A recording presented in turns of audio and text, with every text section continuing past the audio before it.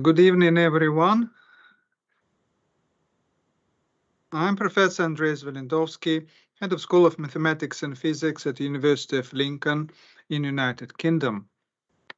I'm very happy to see all people who came to our Astro-Chat, and we are very happy to have here with us tonight Professor Don Kurtz. Hello, Don. Hello, Andrei. And hello, everyone else. We connected with Don via this internet link. Don is physically located in South Africa right now.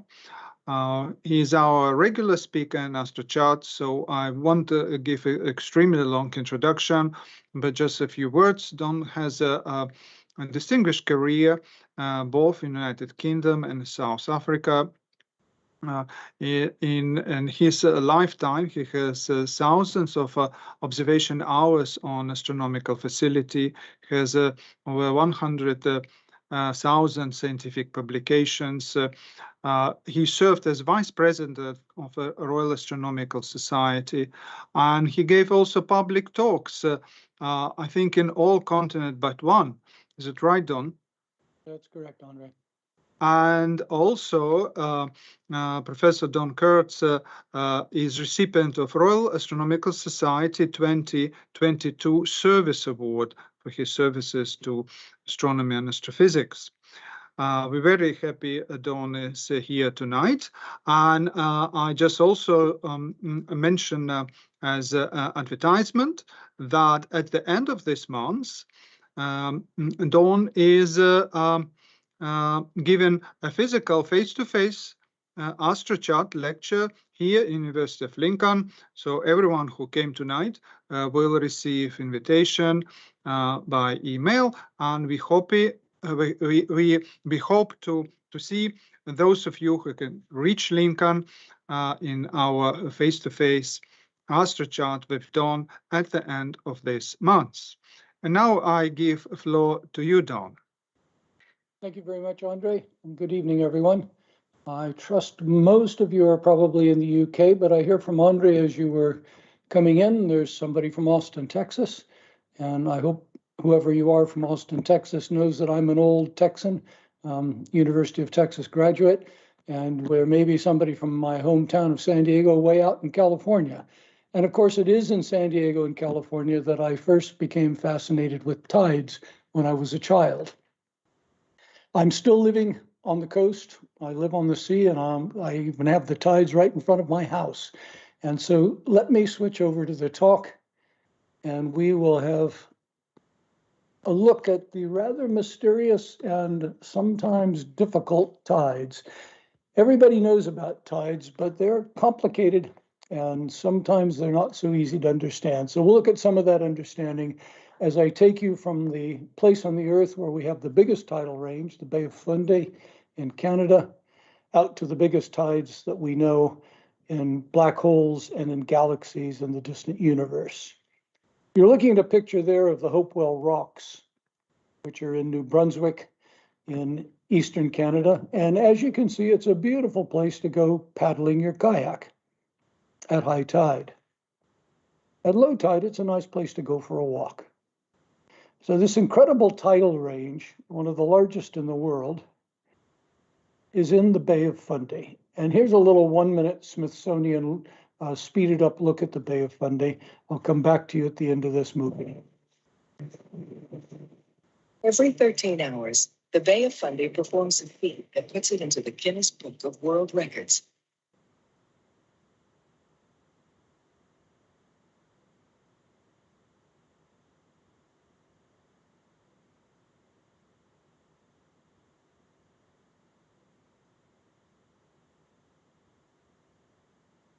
The sea levels here rise to the height of a 4-story building and then drop away to nothing. For 6.5 hours, the tides pump into this bay. And then, for another 6.5, they pump back out, like an unstoppable natural machine. The total volume of water involved in this tidal feat is more than the flow of every freshwater river in the world combined. Well, those were some pretty stunning statistics. I will modify some of her numbers, 13 hours and 6.5 in just a little while, but they're close. Let's have a look at a tidal chart. I want to show you a few of these. While we look and see what the tides are doing. Here at Hopewell, those rocks we were just looking at, I've pulled up the chart for, since it's Friday night, Friday's almost over, starting tomorrow, and moving on through this month for a couple of weeks. And what I want you to notice is each day, the dark is night, the light is daylight. And you'll see that there are 2 high tides and 2 low tides every day. Why are there 2 tides per day? Now look at the range here. It goes from about 1 meter at low tide up to 11 meters at high tide in the next couple of days. That's a 10-meter range. You can see that as we're moving into full moon, by the time we get to new moon in a couple of weeks' time, the tidal range is going to be going over 13 meters. There's that incredible high range of the tides that we see at Hopewell, which is in the Bay of Fundy. But if we look just outside the Bay of Fundy, offshore, here's the same tidal chart for the same time, and I want you to look at the range over here.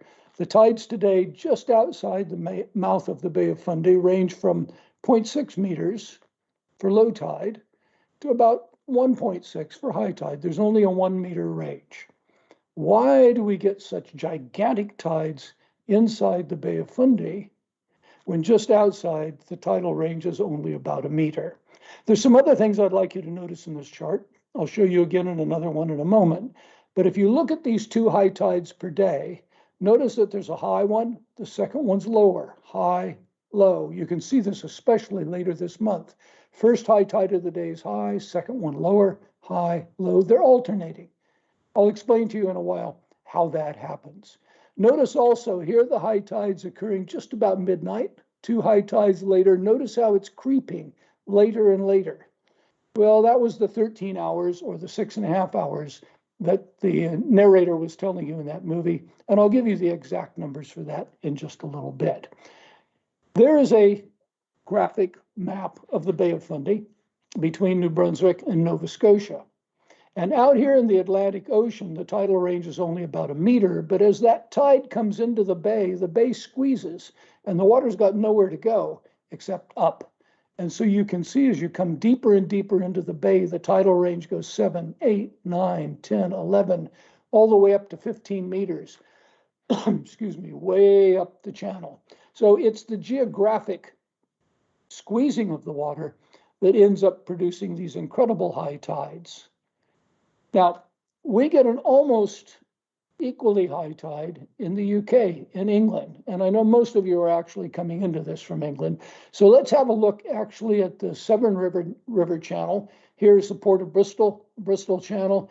And notice how the tide range here in a week's time will range from about 0 to 12 meters, almost as high as the Bay of Fundy. And of course, the famous thing that happens there is the tide comes in so fast, you get a tidal bore, that is a wave breaking, running upstream, and the surfers can get out and ride that wave for kilometer after kilometer after kilometer.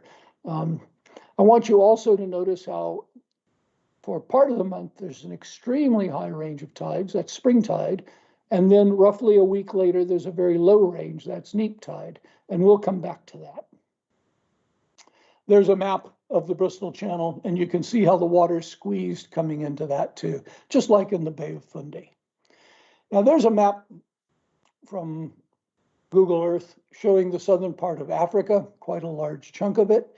And there I am in this little town of Port Alfred, sitting on the coast with nothing between me when I look south and Antarctica. This is just big open ocean. And so the tidal changes here are much more representative of what's happening in the open ocean without things being squeezed by a tidal channel. Now, just for fun, to give you some idea where I live in a marina. There's a series of islands here at the mouth of what's called the Cowie River. And I live on this third island in the third house right above. So I'm sitting right there right now as I'm talking to you. You'll notice it's about a 10-minute walk for me down to a spectacular beach. And that's as crowded as it gets. There's nobody on it. You get it all to yourself. But there in the river in front of my house, the tide goes up and down twice per day. And so I'm very aware of it. It's one of the reasons I'm talking to you about tides tonight, is that they're a fascination for me. They have been my whole life. So last tidal chart.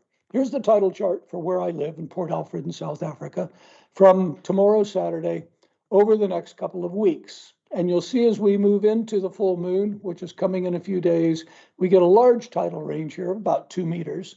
And notice the high, low, the alternating 2 high tides per day. And then as we move from full moon to third quarter moon, we go into the neap tides and the tidal range becomes much smaller. And I will explain those things to you. So what are tides? Why do they occur? Why are there 2 per day? You've just seen that on the chart. Why are those 2 tides every day different with one high and one lower? What are the spring tides and neap tides I was just talking about? And did you know there are tides in the earth, not just in the ocean? Are there tides on other planets and moons? The answer is yes, and I will show those to you. And why do we see only one side of the moon? You know that the moon always keeps the same face towards us, and yet the moon is rotating. It rotates at the same angular rate as it orbits the Earth, so one face is always towards the Earth. And tides are the reason for that. I'll tell you why in a little while. Do stars have tides? Yes, they do. Do galaxies have tides? Yes, they do. And what about those black holes? I know for many of you, that's a favorite topic. And boy, do they have tides too. We'll finish with that. So first of all, to understand the tides, you were taught in science and school that there's no such thing as centrifugal force. Now, the thing that we experience as centrifugal force is if you go to a child's playground, you get on the merry-go-round, it's spinning, and you get on it, you can feel it's trying to throw you off. Or you're sitting in your car and you go around a corner very rapidly and you can feel yourself being thrown to the outside. Well, in terms of Newtonian physics, in an inertial frame, one that's not rotating, indeed there is no centrifugal force. You can have a centripetal force towards the center, and you can have inertia. But if you have a rotating frame like this fairground ride right here, and you stop it from rotating and just look at it, now you have to answer the question, why do these people up here who are being pulled down by gravity not fall? And once you look at this as if it weren't rotating, then in that frame, the balance of gravity is centrifugal force. It's a real force in a rotating frame, one that's not inertial. Inertial means there are no external forces on it. And the Earth and the Moon are such a system. Now, this picture is a real picture of the Earth and Moon. They are to scale in terms of the picture not being photoshopped, but the Moon is much further away here than the Earth, and so they're much further apart than this appears because it's foreshortened with the Moon in the background and the Earth in the foreground. You'll see how much smaller the Moon is than the Earth. You'll see how much darker. The Moon's covered with dark basaltic lava. The Earth's got these beautiful white clouds and bright oceans to reflect. And the Moon is the dominant effect on the Earth's tides, but it's not the dominant gravitational effect on the Earth. Obviously, the Earth and the Moon orbit the Sun. The Sun's gravity is much stronger, and yet the gravity of the Sun produces much smaller tides than the gravity of the Moon. And the reason for that is that the tides are not just the force of the gravity of one body on the other. It's the difference in that force across the body. It's a differential force, and it causes the body to stretch. And so here's a diagram, which I've been drawing arrows on, a graphic of the Earth and the Moon, not to scale in terms of their distance. And what I'm illustrating here is the force of gravity of the Moon on the Earth. Here at the center of the Earth, there's a balancing force. There's a force of the gravity of the Moon on the center of the Earth, and the Earth is so close to rigid. The tides that the Moon raises in the Earth are about 10 centimeters high. They do exist. When the Moon passes high in the sky, the Earth can stretch up and down by about 10 centimeters. And so leaving that alone, there's a balance between the force of the Moon's gravity on the Earth and the gravity from the center of the Earth here, this arrow. If you look at the surface of the Earth closer to the Moon, because it's closer to the Moon, the gravity's stronger. Gravity drops off with distance. So I've drawn a longer arrow to indicate stronger gravity on this side of the Earth, weaker where it balances in the middle, and even weaker on the other side because it's farther from the Moon. And of course, the Moon's tugging on all parts of the Earth. Now, in this frame we're looking at where nothing's moving, the Moon should just fall down. The Earth should fall towards the moon, but they're balanced by centrifugal force. And I've drawn those arrows in the other direction. So because the Earth is rigid, the centrifugal force that balances this force at the center, and there I've made the arrows the same size. That centrifugal force is the same all over the Earth. And so there's that arrow here, and you'll see that it is not as strong as the gravitational force on the near side close to the moon, because close to the moon, the gravity's stronger. There's a net force towards the moon that causes the water to bulge out here. But on the other side of the Earth, that balancing force is this white arrow, but the moon's gravity is weaker. And the difference between those two leaves a net force in the opposite direction to the moon, and there's a second bulge over here.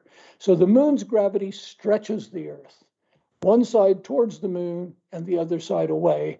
And the easiest way to think about that is in terms of this balance with centrifugal force. So there's somebody else's graphic of what this looks like, grossly exaggerated in terms of the size of the bulge, but there are the two bulges, and that's why there are 2 tides per day. Those bulges largely stay pointing towards the moon, not exactly, we'll come back to that. And as the Earth rotates much faster than the moon orbits the Earth, wherever we are on the Earth, we rotate into the bulge and we get a high tide, we rotate out of it for a low tide, and then we rotate into the other bulge on the other side for another high tide, and so on. Now, there's a real picture of the Earth from space, and there's no way you're going to see the tidal bulge. The Earth's diameter is 6,371,000 meters, and the tidal range at its greatest is 10 meters, more typically 1 meter.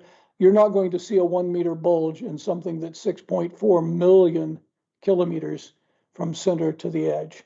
And so just realize the diagrams are greatly exaggerated so we can understand what's happening, but it's a tiny effect compared to the Earth as a whole.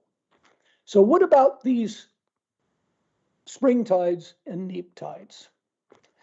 When the moon is opposite the sun in the sky, as in the upper part of this diagram, the sun is also producing tides on the Earth, but the difference in the sun's gravity from one side of the Earth to the other is less than the difference in the moon's gravity because the moon is so much closer. The sun has a much stronger gravity, but the difference in gravity is not as great as the moon's.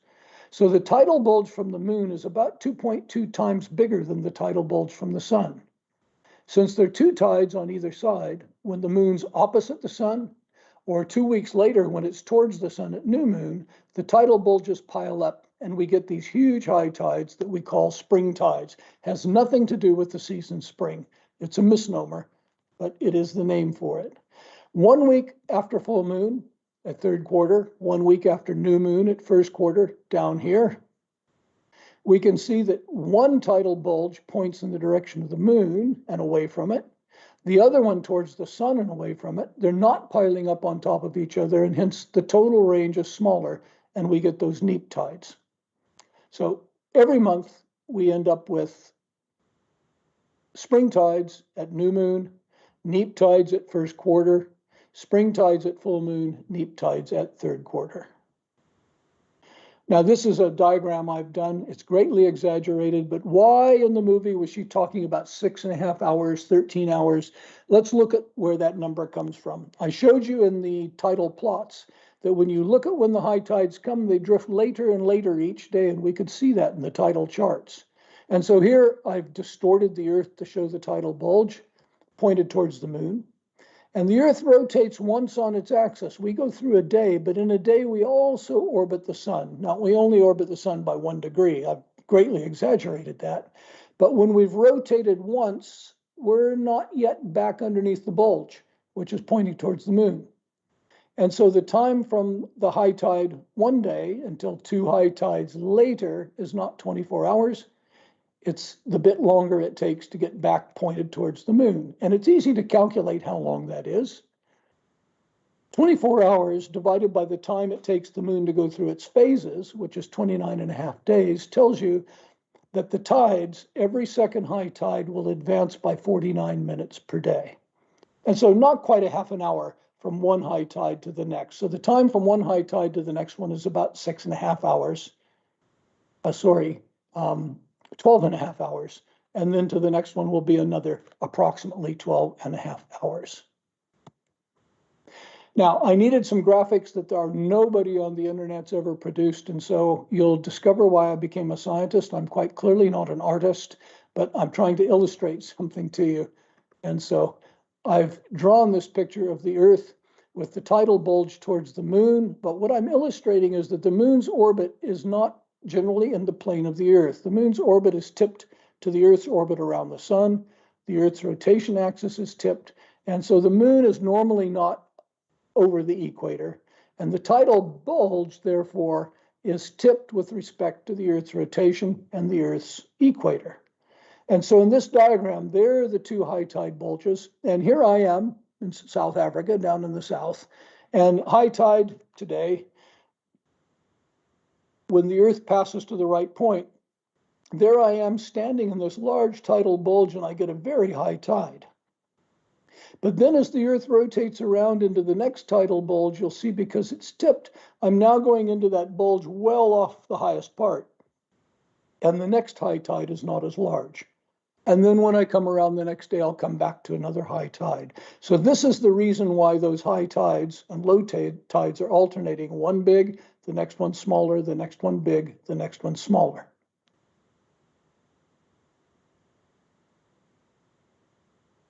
Now, tidal friction is a very important concept. And so I've drawn another diagram here where we're now looking down from the North Pole of the Earth. So here's the Earth's North Pole.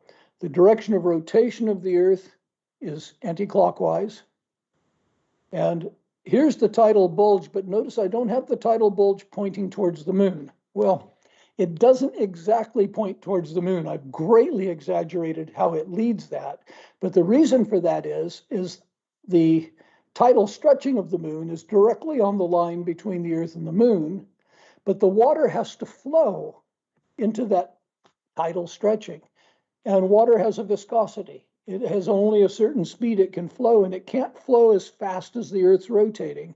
And so the Earth's rotation drags the bulge forward to where the equilibrium is the bulge is slightly ahead of the direction to the moon. And that means the moon's gravity now is tugging on that bulge sticking out. The Earth's no longer just a perfect sphere. There's a big bulge, something that the moon can latch onto gravitationally. And the net result is there's a pull by the moon in the direction opposite the Earth's rotation. Now, some of you are thinking about this. Isn't the same thing happening on the other side and the pull's in the direction of rotation? The answer is yes, but it's weaker over here because gravity gets weaker with distance. And so there's a net pull of the moon on the bulge of the Earth in the direction opposite the Earth's rotation. And the effect of that is, it's called tidal friction. The moon is stealing angular momentum, spin from the Earth, and the Earth is slowing down. The day's getting longer. You have to conserve angular momentum. It can't be destroyed. It has to go somewhere. And there's an equal and opposite tug from this on the moon, pushing in the direction of the moon's revolution. And so that spin is actually going into the moon's orbit, and it's causing the moon to lift away from the Earth and move farther and farther from the Earth. Here's a look at how the day is changing. Currently, roughly 24 hours per day we've got, 365 days per year. Back at the time of the death of the dinosaurs, you can see the day was 0.3 of an hour, 18 minutes shorter. Earlier in the dinosaur time, it was 30 minutes shorter.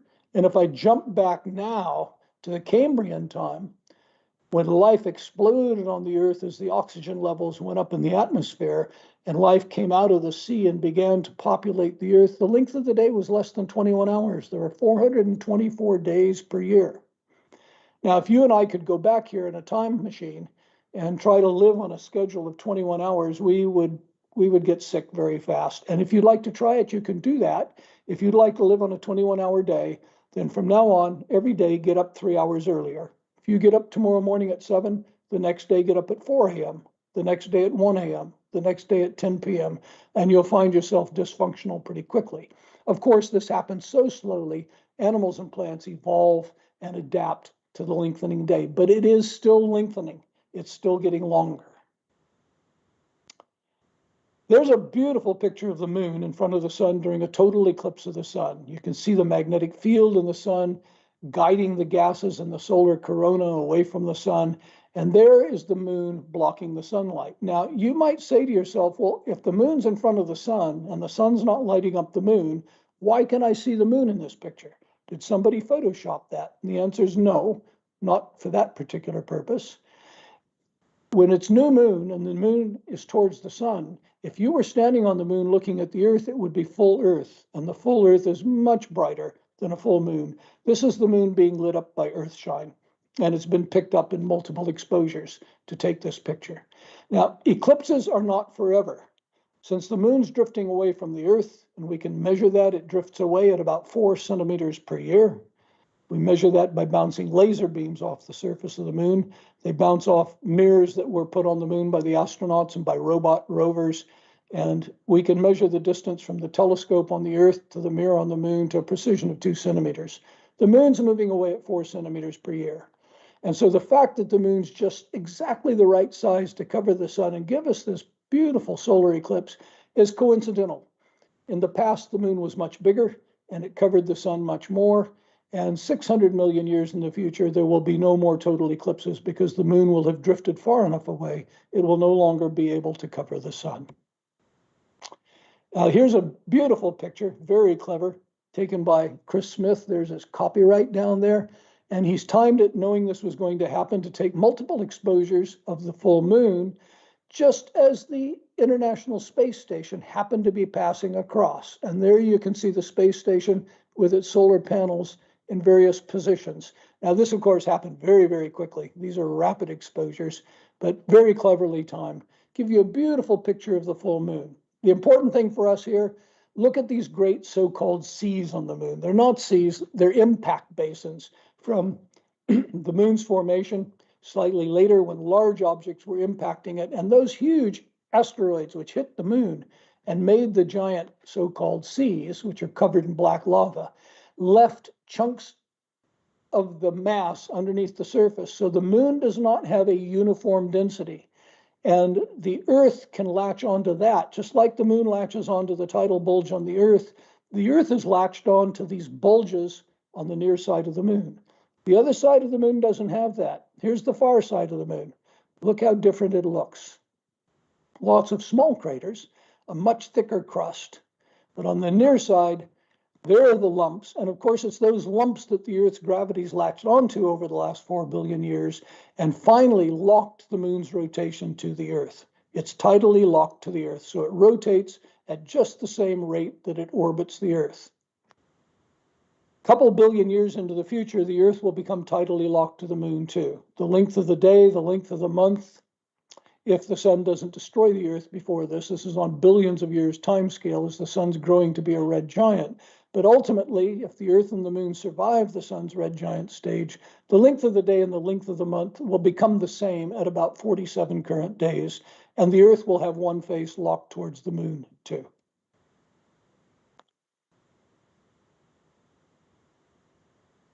Taking you further out, here's an old but beautiful picture taken by the Voyager mission of the planet Jupiter, 11 times further across than the Earth with its great gaseous atmosphere.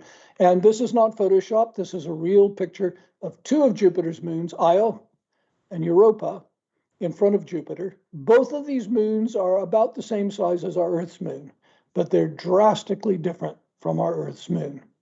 Here's a close-up picture from a satellite mission of Io, and it is completely covered in volcanoes, lava flows. This black ring over here is a lake of molten sulfur. Here you've got Pele, which is the widest volcano in the solar system, not the highest. The highest one's on Mars, but there's the ring of debris being blown out of Pele as it erupts with volcanic eruptions, largely erupting molten sulfur. Well, Io's small. It's small like the moon. The Earth's hot inside because of radioactivity. The moon's much cooler because it's got a much smaller mass. There's not enough radioactive material to heat the core of the moon like the Earth's core is heated. So why is this little moon, Io, so hot that it's covered in volcanoes? And here's a graphic to show that. Giant Jupiter, 300 times the mass of the Earth, produces huge tides on Io. And Io's in an eccentric orbit about Jupiter. It's perturbed by other moons, so its orbit can't be circular. And the bulge is largest when Io's closest to Jupiter. And as Io moves farther away from Jupiter, the bulge gets smaller. And so Io squeezes in and out. And that friction from that is sufficient as the rocks rub against each other to have melted the entire core and turned this moon into just one gigantic cluster of volcanoes over the entire moon. The volcanoes are driven by heat produced by the tidal friction generated by Jupiter stretching and then letting Io relax as it comes closer and moves further away. There's a live volcano erupting on the limb of Io as one of the missions flew past it a couple of decades ago. That was a real revelation when this was first seen. First time we'd seen a volcanic eruption on another object, a moon somewhere else in the solar system. Now here's Europa, again the same size as the Earth's moon, but Europa's farther out from Jupiter. There's still tides, but they're not as strong. The tides are strong enough to have melted the water on Europa and then had it refreeze because there's no atmosphere and it's up against the cold of space. So what you're looking at here is a moon entirely covered in ice. The ice surface is somewhere between 4 and 25 kilometers deep, but it's clear that there's an ocean underneath that. Over here, you can see where the tides are cracking the ice. This picture is about 40 kilometers on a side. And there are these ice cracks and materials welling up from underneath out of the oceans of Europa. That's very exciting. We would like to go to Europa and drop a lander on it and then melt through the ice and go swim around in the ocean and look for life. There'll be geysers blowing out of the cracks on Europa, blasting material off the surface. And we think it's possible there may be something on Europa like this. This is a so-called black smoker. It's a vent 4 kilometers underneath the ocean where volcanism, hot rock, has heated the water to 300 degrees Celsius. It comes barreling out of the cracks in the volcano, filled with minerals at 300 degrees Celsius, which rapidly cool in the 2-degree seawater. The minerals precipitate, and bacteria can live off of them. And then these meter-long tube clams here can live off the bacteria. Notice how red these clams are? The red is hemoglobin, same hemoglobin you and I have got in our blood, but they're so intensely red because they need a lot of hemoglobin. 4 kilometers down, there's not much oxygen, and they've got to capture it more efficiently. There are crabs, there are fish, there's entire ecosystems that can live around these hot water vents, and they don't need sunlight. They live off the internal heat of the Earth. Some biologists think that it's possible this is where life first evolved on the Earth. We don't know. But could it be that there on Europa, deep underneath the ocean, there might be hot water vents like this with life? Be very exciting to find out. Progress is being made. We're not quite there for a lander, but NASA has funded the Europa Clipper, which is Jupiter's icy moon explorer. You'll see down here, of course, the exact times when I made this slide, but the target date for launch is October of next year, 2024. It will then take 6 years to get to Jupiter and to go into orbit in 2030. And then it will begin orbiting about Europa, getting much more information about it. In the meantime, proposals have been put in, requests for funding for a lander have been made, and at the moment, NASA, ESA, the Chinese Space Agency, nobody's funded that mission yet, but it should come in the next decade or two. And then we'll go land on Europa, melt down through the ice, and send out a robotic swimmer to take pictures and see if we can find hot water vents with life on Europa. This is all being driven by heat from the tides from Jupiter. This is an effect of tides. Saturn's got a tiny little moon, 500 kilometers across, called Enceladus. And Enceladus has got what are called the tiger stripes. These are cracks in its surface. And we can see water blasting out of those cracks with the space mission. And with our spectroscopes looking at it, we can see that that's salt water. There's a saltwater sea underneath the ice of Enceladus. And so there's another place where there might be these hot water geysers and potentially life on a moon elsewhere in the solar system. Now, everybody's favorite planet, Saturn. This is a picture you could never get from Earth. We're looking at Saturn from the other side with the sun off in the opposite direction. And you can see the dark side of Saturn, the night side. You can see the shadow of Saturn onto the rings, and there are the beautiful rings stretching out 280,000 kilometers. A close-up of those rings with a Cassini photograph from the Cassini mission. And look, you can see right through the rings to the Saturn's atmosphere.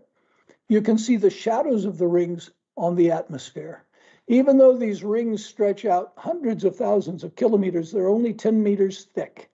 And those rings are made out of millions or billions of tiny moons. Here's a beautiful close-up where this little moon right here, the gravity of that is actually shepherding all the tiny little rocks that make up the rings of Saturn and producing this wave-like pattern in these multiple rocks. Here's an artist's impression of what it would look like if you could move into the rings of Saturn. This is not a good idea to do this. We have sent satellites through them, and they've got through without colliding with anything. But if you were there permanently, you would collide with some of these rocks. They're typically the size of your head, the size of a car, the size of a big house or a bus. They're small by their millions or billions, orbiting about Saturn. And they came about because long ago, numbers not known, but these rings aren't permanent, something, an asteroid, a moon, drifted in so close to Saturn that the tides were so great that they reached the Roche limit. This is the limit where the tidal stretching on the body is greater than the gravity that holds it together. And the object was torn to shreds, and this is the remnant of those shreds making the rings of Saturn. They're not permanent, they'll go away. They were produced by tides shattering a moon or an asteroid that just came too close. Now, farther out from Saturn, two more planets out. Here's the planet Neptune. Nice picture taken by the Voyager mission way back in 1989 of Neptune with its little tiny moon Triton. Triton's quite a bit smaller than the Earth's moon. And that Voyager mission got a nice close-up of Triton. Here it is. And in the summer hemisphere down here, it warms up to a nice balmy minus 235 degrees Celsius. And at minus 235, this ice, which is mostly frozen nitrogen, evaporates, it sublimates, and it blows out of geysers for those of you who are listening from America, into plumes of gas. You can see that they're now blowing in a wind. There's a thin atmosphere. There's a streak of contaminated material falling on the surface. And that nitrogen drifts around to the other side, where it's minus 238 degrees in the winter, and it freezes and falls to the ground as snow. And you can see the very different texture in these two hemispheres. Now, the seasons on Triton, as on Neptune, last 165 years. And so 80 years from now, these two hemispheres will swap. It'll be summer in the top one, winter in the bottom. And I would predict that this kind of surface will swap sides. Some of you, if there's some really young ones here in the audience listening, maybe you're going to be here in 80 years to see this happen. Somebody will. So what's happening with Neptune and Triton? Here is a graphic of a spinning planet. There's the tidal bulge from the moon, and it's leading the moon because even though Neptune's made of gas, the gas can't flow back as fast as Neptune rotates, only 16 hours for a day on this giant planet. And so there's a tidal force from the moon producing tidal friction, and that's causing the day to get longer on Neptune. But the angular momentum's being given to Triton, but Triton was captured from way out in the Kuiper belt by Neptune, and it goes around Neptune the wrong way, the opposite way the Earth goes from the moon. And so the tug of Triton on Neptune is slowing Neptune down. The tug of Neptune in the other direction on Triton is causing Triton's orbit to shrink. And so Triton is moving closer and closer to Neptune. And if you could come back in about 2 billion years, Triton will come within that Roche limit, and the tidal forces will tear it to bits, and it will become a beautiful ring around the planet Neptune. Going out to the stars, there's a nice painting by Mark Garlick, the astronomical artist, showing a binary star very close. This is called a cataclysmic variable, where there's a white dwarf over here, an old star the sun will evolve to someday, collapse to the size of the Earth. And the gravity of that has distorted this small red star into this teardrop shaped, and material is falling from the red star off onto the white dwarf and forming this disk. And so it's the tides from this white dwarf, which has much more mass than this little red dwarf, that are distorting the shape of the red dwarf into what we call the Roche lobe. Same Roche, Edouard Roche from the 19th century, who first did the mathematics of these things. Now here's some stars I like a lot. We discovered these with the Kepler mission now a decade or so ago. This famous one here, Kepler Object of Interest 54. This is how bright the star is, and this is 6 months of time right here, 180 days. And every 42 days it goes blip, blip, blip, blip. The cause of that is that this star is a binary star, two stars orbiting each other in a very eccentric orbit. And so as they orbit, they're also oscillating, but as they orbit, when they come close to each other, huge tides are raised, they're stretched out of shape, and that's what produces that brightening that we see every orbit. The stars almost collide. They come within just a couple of diameters of the stars to each other, and huge tides are raised, and that produces this big bright spike.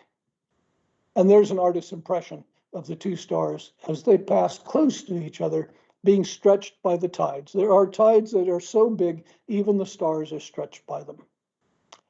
Some stars that orbit each other are so close that they're stretched out of shape to the point that their Roche lobes actually touch each other. These are called contact binaries, and they will lose energy, and in not too distant future, they actually merge. This happens sometimes for neutron stars, ultra compact objects I talked to you about more than a year ago, and when two of those come into contact and merge, that produces an explosion, which is one of the biggest we see in the universe, and it's also the time when there's the energy to produce the really heavy elements. Particularly, we think that gold comes out of the collisions of these distorted stars as they merge in the case of the neutron stars. Again, the tides are what are producing the odd shapes. And then going on a much larger scale, here's a spectacular picture of two galaxies, a giant elliptical galaxy, and what was once a spiral galaxy like our Milky Way. And you can still see, there's the center, and you can still see some remnant of the spiral. But these two galaxies have passed close.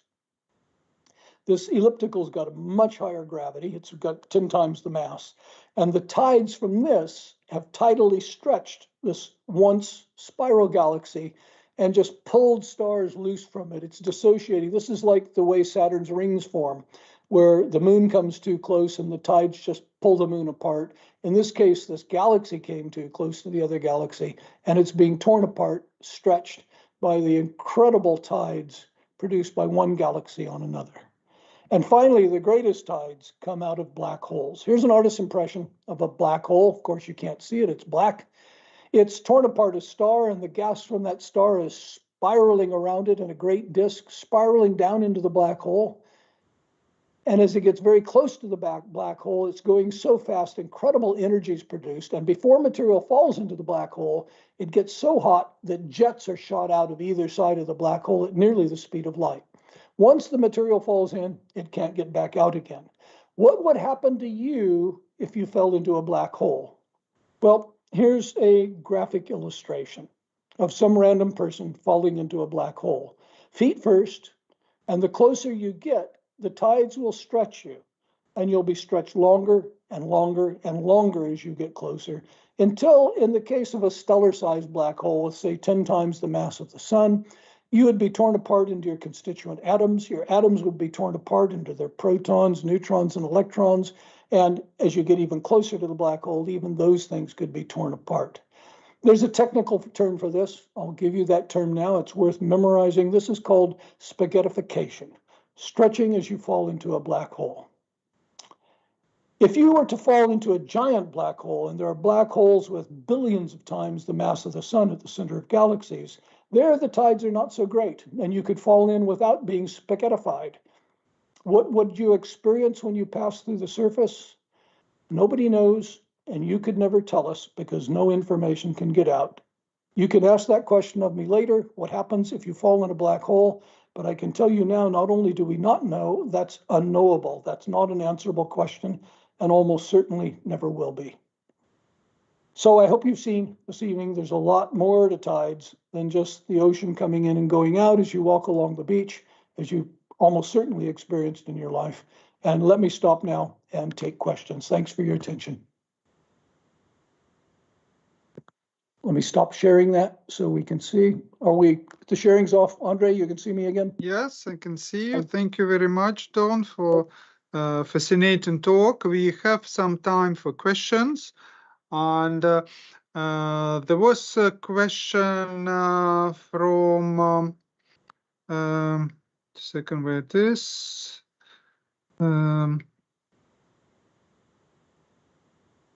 Let's see. So the question that, can you see, here. Why does, it's from Steve Dever. Why does the length of a day sometimes increase as you back through the epochs? So it's when you showed list of all this Cambrian and so for epochs, sometimes it's non-monotonic. So occasionally was some increase. That's an interesting statement, Steve. I hadn't noticed that. I've got a feeling that's got to do with whoever made the chart. Do you know, given the time, I'm tempted to go look at it again myself right now and see what I can see of that chart. I don't want to bring it back up for you because I don't want to go back to the share. But let me just have a look at that and see if that's really what I see happening. So bear with me, that's a good question. There's my talk again. And I need to get back to that list of times. You are really paying attention, well spotted.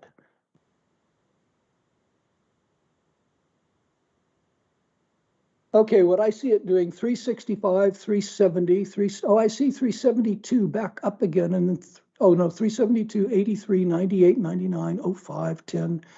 And then it dropped to 400 again. I think, Steve, that has to be a mistake. That 400 in there it's the only place it drops, then goes 13, 21. Oh, it's dropped again. I think there has to be a mistake. I can't imagine that the Earth would have sped up like that. I can't answer your question right now, but I'm intrigued by it, and I will spend some time studying that offline. Not when this talk's over, it's 10 p.m. for me, but probably tomorrow I'm going to go have a look at that. Great question. Thank you. Thank you. And there is a question from Timur, who is asking if the difference between perfect circle and Earth shape is so small, was this difference practically checked if Earth is really deformed, or it is only a theory? Oh, Timur, I was talking about the tidal deformation, which is tiny. And of course, you can see the tidal deformation. You can see the tide go up and down. You know that happens. But the Earth itself, largely because of its rotation, is also deformed. And that is a project that has been worked on since the late 1700s, but it was in the 1800s, the discovery was made. The Earth's average radius is 6,371 kilometers. The Earth's equatorial radius is 6,378 kilometers. So the Earth has an equatorial bulge, and it's a matter of many kilometers. And so when you ask what's the highest mountain in the world, and people will tell you Mount Everest, and that's true above sea level. But if you want to stand on the highest mountain that takes you the farthest from the center of the Earth, then you want to go stand on top of Aconcagua in South America, because it's closer to the equator. And it benefits from the bulge of the Earth. And so the top of Aconcagua is farther from the Earth's center than the top of Mount Everest. There's a bulge in the Earth, and there's a bulge in the ocean, and all of those things are measurable. We can make, as I tell you, we're measuring the distance to the moon to a precision of 2 centimeters. We can do these measurements in incredibly high precision. So thank you for that question, and I hope that will send you to South America to walk up Aconcagua. It's just a walk up, no technical climb, but you do have to be able to function at 7,000 meters above sea level. Thank you. Thank you, Don. There is a question from Jim K. In the diagram showing the tidal interaction between Neptune and Triton, I understand that the orbital velocity of Triton is diminishing, but what is happening to the Neptune's rotational speed? Okay, Jim, the orbital velocity of Triton is actually increasing. What I said was that the orbit was shrinking. So what is happening is that Triton is robbing rotation from Neptune. That is slowing down Neptune. Neptune's day is getting longer. So it's losing spin. But that spin is going to Triton, but Triton's going the wrong way around. And so if you like, Triton has got a negative spin, and the spin that's being given to it is making that less negative. This is a matter of making a negative number smaller. And so the orbit is losing energy. And as it loses energy, it falls towards Neptune. But as it falls, the gravity causes it to go faster. These are Kepler's laws. And so it will orbit faster and faster and faster, but with lower and lower angular momentum, because the angular momentum also depends on the distance from the planet. If you're mathematically inclined for a little body like that, it's the mass times the velocity times the distance. And the combination of those is that the angular momentum is dropping, even though it will go faster. That probably confused you more than it helped answer your question. It's a good question because it's a complex question. Thank you. There is a comment, in fact, from our permanent member of audience, AC, who says that biochemical traces found in the shell of a marine bivalve, the Earth turned faster some 65 million years ago, rotating 372 times a year compared to the current 365. That matches the chart I put up, I think, AC. Then there is another comment from Minerva Bird, who says that Maupertuis showed in the 18th century that the Earth was oblate or flattened. Yes, that's true. Um, The measurements of that were done on what are called arcs of meridian, and there was a lot of confusion over that, even in the 19th century, because it wasn't yet realized that when you're making an arc of meridian, you have to survey very carefully. And if you do that near a mountain, the mountain will pull your vertical line, your plumb bob, off of the vertical because of the sideways gravity of the mountains. And it wasn't until the 1800s that that was well enough understood. The measurements could be made with great precision. Very, very fascinating. And there is a question from Martin Cook about multiple black holes. Are multiple black holes still the best answer to the final parsec problem? To the which problem again? Sorry, Martin. Final parsec problem. Parsec. I don't know what a final parsec problem is. I'm going to let Andrei answer that one for you. He's a physicist. I'm sure I cannot really answer that one as well. Martin, if there's time, throw in another comment to give a little bit more information about what the final parsec problem may be. Right.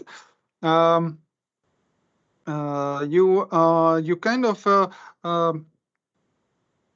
in the end discuss this spedification of holes, and I just wanted to kind of a little bit a question from myself. It sounds a bit counterintuitive that large black holes have no spedification effect. Can you a little bit elaborate on that? How we can comprehend this kind of seems like a strange effect. Yes, I can, Andrei. The strength of the tides depends on the distance to the third power. Gravity depends on the distance to the second power. That's distance times distance. And so a giant black hole with 3 billion times the mass of the sun is the size of the solar system. And the tidal stretching is now at a distance of billions of kilometers, instead of, in the case of the stellar-sized black hole, 30 kilometers. And since it goes as that distance times itself twice to the third power, 30 to the 3 compared to billions to the 3, the tidal stretching becomes much, much, much smaller. It's the difference across your body, not the total strength. So you're right, the strength of gravity of the giant black hole is much stronger, but the difference from your feet to your head, if you're falling in feet first, is now quite small because you're coming in the surface 3 billion kilometers out. Thank you. I'm sorry if that answer was a little complex, but that's the reason. think this is also a good answer that the mathematics is very important to understand all these complex things. Thank you, Don. Makes it easier to understand if you like the mathematics. Yes, exactly. There is actually our audience helping us about final parsec problem using Google. Alan Baker tells that final parsec problem theory suggests that all black hole binaries will stall out at around a parsec apart, 3.2 light years, and time will stretch out into as good as infinity. Okay, well, first of all, let me comment on that last bit. That's an interesting suggestion that there's a reason why black holes might not finally merge. The best bet currently for the explanation of the gravitational waves that are being picked up are mergers of black holes for the really big events. But one of the models for black holes, you people love black holes. I know every single talk we get onto this, but I mean, I stimulated it. One of the ways of thinking about black holes is called the membrane paradigm. It was originally proposed by Kip Thorne from Caltech, who got the Nobel Prize just a couple of years ago for gravitational waves. And the problem is that as you fall into the black hole, if we're watching you, we see time for you go slower and slower and slower as you get deeper and deeper into the gravitational field. Clocks run more slowly when gravity gets stronger. We can measure that here on the Earth. We can put clocks up high above the surface and on the surface, and we can actually measure that. So clocks slow down in the gravitational field. So as you get closer and closer to the black hole, what we see is we see you become more and more flat and time to go slower and slower until you become an infinitesimally thin sheet plastered on the surface of the black hole, and you never get through because we see your clock stop. But this is relativity, and everything's relative. From your point of view, your clock's running at a regular rate. We're the ones with the problem, and you would see yourself go right through the surface. Thank you. Thank you, Don. There is a question from Marisha Micheli. Is it the reason why astronauts get taller in space, the gravitational pull, or smaller spaghettification? No, it's not. There is a tidal force even within, say, the International Space Station, but it's such a small thing. The tidal force is small, but you know, the International Space Station is within the Earth's Roche lobe. But you know, it's made out of metal. It's made out of stuff that's got incredibly strong integrity, and the tides aren't going to tear it apart. They're not going to tear you apart in that case. The reason for astronauts apparently to stretch is they're not under gravity anymore. And so their spine's not being compressed by gravity. Their skeletal structure's not being compressed. You can be sure when they come back to Earth, they get recompressed by the gravity. And having said that, there's a great book I just read a couple months ago by an astronaut named Scott Kelly, who spent one entire year in the space station. And he's had an incredibly adventurous life. For those of you out there who this is encouragement to, he was a bad kid and didn't do well when he was young. He ended up being one of the greatest astronauts and spending longer in space continuously than anybody else. And so even if you're kind of a tearaway kid, there's places to go. And that doesn't mean continue not behaving yourself, you young ones, but don't give up. And I recommend the book, Scott Kelly's book. It's called Endurance.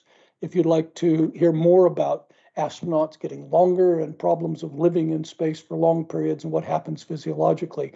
The doctors had him in space for a year. The purpose was to see what happens to his body. He was an experimental animal to see what happens. Thank you. Thank you. So we have also now kind of a home reading from Don, and our time is approaching our limit. And just before time is finishes, I would like to mention again that those who live in commutable distance from Lincoln will have nowadays a real chance to see and listen to Don in 3 dimensions, not just on a screen, so face to face. That will be on Thursday, 30th of March this month in the evening. and will be a similar setup, but a bit longer, more time for questions.